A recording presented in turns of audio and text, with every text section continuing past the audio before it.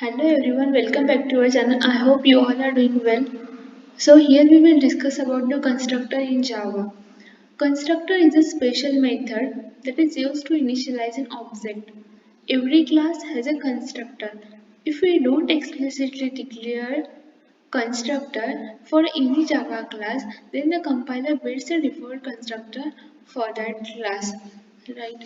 Means if we don't call the constructor at that time, compiler automatically builds a default constructor for that class.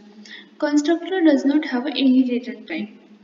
Like methods is having the return type of void or integer or the any other, but the constructor does not have any return type. A constructor has the same name as a class name.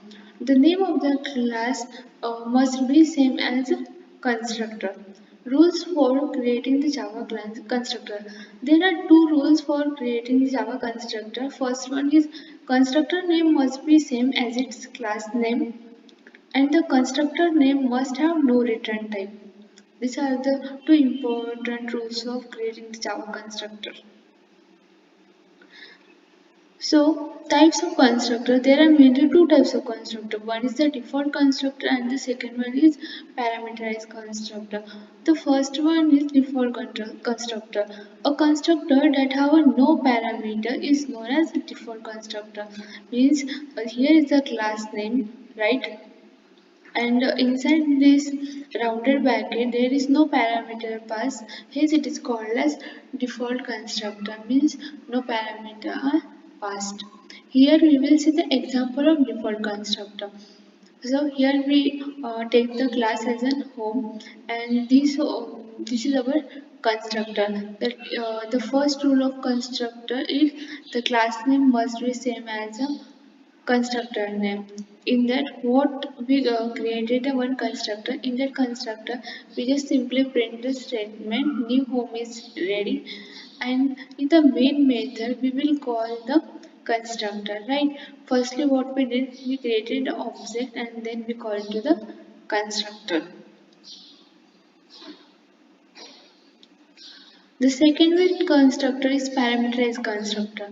A constructor that have parameters is known as parameterized constructor. And the parameterized constructor is used to provide the different values to distinct objects. When we want to pass the value, at that time we use a parameters, and when we use the parameter in the constructor, that is called as parameterized constructor. Here we will see the example of parameterized constructor, so you will understand in a better way how exactly it works. Let's see the simple example of parameterized constructor. So what we did here, uh, we created one class name as a student. Inside that class we declare the two variables, and then here the constructor is created. The constructor name must be same as a class name. There are two parameters are passed. First one is integer and second one is string n. In this data member, we store these both parameters. Then next one thing is we created the one method to display the ID and the name of the student, and here is our main method.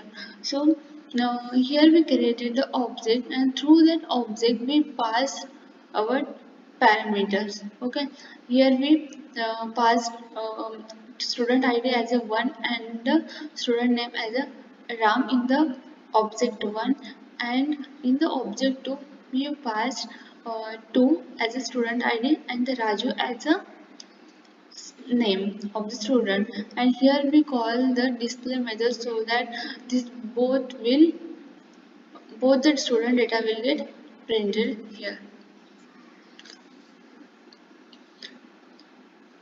So next we will see the constructor overloading. Like the methods, constructor can also be overloaded.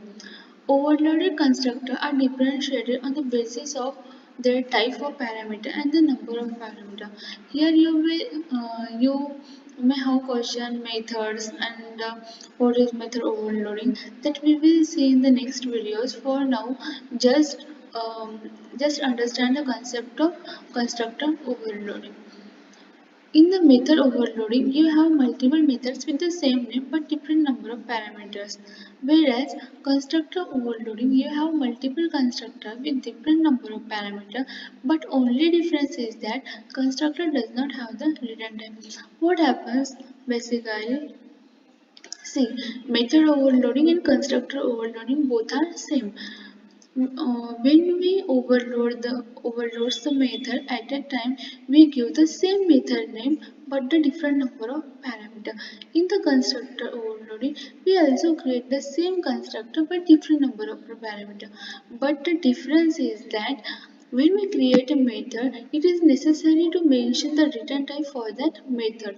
But in constructor overloading, return type constructor doesn't have return type. That is the difference between the constructor overloading and the method overloading.